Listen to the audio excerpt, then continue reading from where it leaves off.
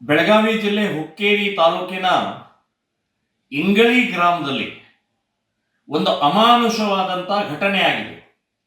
ಶ್ರೀರಾಮ ಸೇನೆ ಸಂಘಟನೆಯ ಕಾರ್ಯಕರ್ತರು ಗೋರಕ್ಷಣೆ ಮಾಡಿ ಬೆಳವಿ ಅನ್ನುವಂಥ ಗ್ರಾಮದ ಸರ್ಕಾರಿ ಗೋಶಾಲೆಯಲ್ಲಿ ಸೇರಿಸಿದ್ದಾರೆ.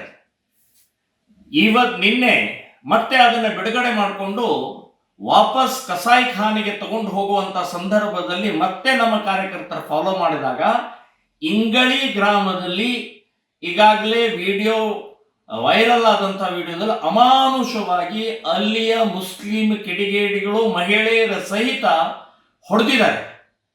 ಕೊಲೆ ಮಾಡುವಂತ ಸಂದರ್ಭದಲ್ಲಿ ಅಲ್ಲಿಯ ಪೊಲೀಸ್ ಬಂದಿದ್ದರಿಂದ ಅವರು ಕೊಲೆ ಆಗಲಿಲ್ಲ, ಸಾಯಲಿಲ್ಲ. ಅವರು ಇಲ್ಲಾದ್ರೆ ಕೊಲೆನೇ ಮಾಡೋರಿದ್ರು.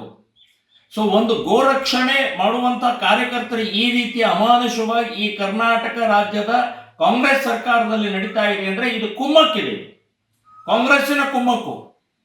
ಪೊಲೀಸ್ ಡಿಪಾರ್ಟ್ಮೆಂಟ್ಗೆ ಗೊತ್ತಾಗ್ತಾ ಇಲ್ವಾ? ನಿದ್ದೆ ಮಾಡ್ತಾ ಇದ್ರೆ, ಕತ್ತೆ ಕಾಯ್ತಾ ಇದ್ರ? ಗೋ ಹತ್ಯಾ ನಿಷೇಧ ಕಾಯ್ದೆ ಜಾರಿಯಲ್ಲಿ ಇದೆ ಅಂತನ್ನುವಂಥದ್ದು ಗೊತ್ತಿಲ್ಲ ಅವರಿಗೆ. ಸೊ ಅಂತ ಅಮಾನುಷವಾಗಿ ಹೊಡೆದ ನಂತರವೂ ಕೂಡ ಇನ್ನೂವರೆಗೆ FIR ಆಗಿಲ್ಲ, ಇನ್ನೂವರೆಗೆ ಅವರನ್ನು ಬಂಧಿಸಿಲ್ಲ ಅಂತಂದ್ರೆ ಸೊ ಯಾವ ಮಟ್ಟದಲ್ಲಿದೆ ಕಾನೂನು? ಏನ್ ಬೇಕಾದ್ರೂ ಮಾಡ್ಬೋದಾ? ಇಂಗಳಿ ಗ್ರಾಮ ಇರೋದು ಹುಕ್ಕೇರಿ ತಾಲೂಕ, ಬೆಳಗಾವಿ ಜಿಲ್ಲೆ, ಕರ್ನಾಟಕ ರಾಜ್ಯ, ಭಾರತ ದೇಶದಲ್ಲಿದೆ.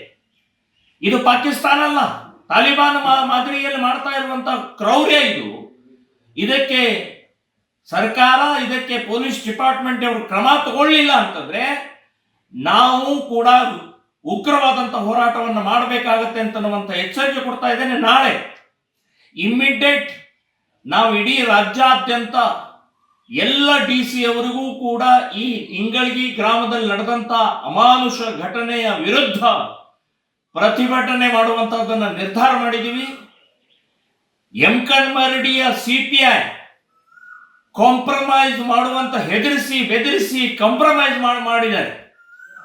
ಗೋಕಳ್ಳತನ ಆಗ್ತಾ ಇದೆ ಆ ಕ್ಷೇತ್ರದಲ್ಲಿ, ಯಮಕನಮರಡಿ ಕ್ಷೇತ್ರದಲ್ಲಿ ಬಹಳ ದೊಡ್ಡ ಪ್ರಮಾಣದಲ್ಲಿ ಗೋಕಳ್ಳತನ ಆಗ್ತಾ ಇದೆ. ಇದೇ CPI ಕೃಪಾ ಕಟಾಕ್ಷದಿಂದ ಆಗ್ತಾ ಇದೆ. ಸೊ CPI ಅನ್ನು ಸಸ್ಪೆಂಡ್ ಮಾಡ್ಬೇಕಂತ ಹೇಳ್ತಾರೆ. ಇವರ ಹಿಂದೆ ಒಂದು ರಾಜಕಾರಣಿಯ ಹಸ್ತ ಇದೆ. ಸೊ ಈ ಹಿನ್ನೆಲೆಯಲ್ಲಿ ಈ ಇಂಗಳಿ ಗ್ರಾಮದಲ್ಲಿ ನಡೆದಂತ ಘಟನೆ ಅಮಾನುಷ. ಕರ್ನಾಟಕದಲ್ಲಿ ಈ ರೀತಿಯ ಮೇಲಿಂದ ಮೇಲೆ ಆಗ್ತಾ ಇರುವಂತದ್ದನ್ನ ತಡಿಬೇಕು.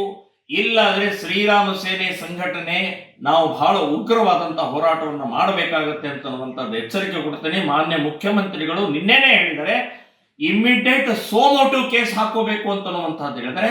ಇನ್ನೂವರೆಗೆ ಆಗಿಲ್ಲ.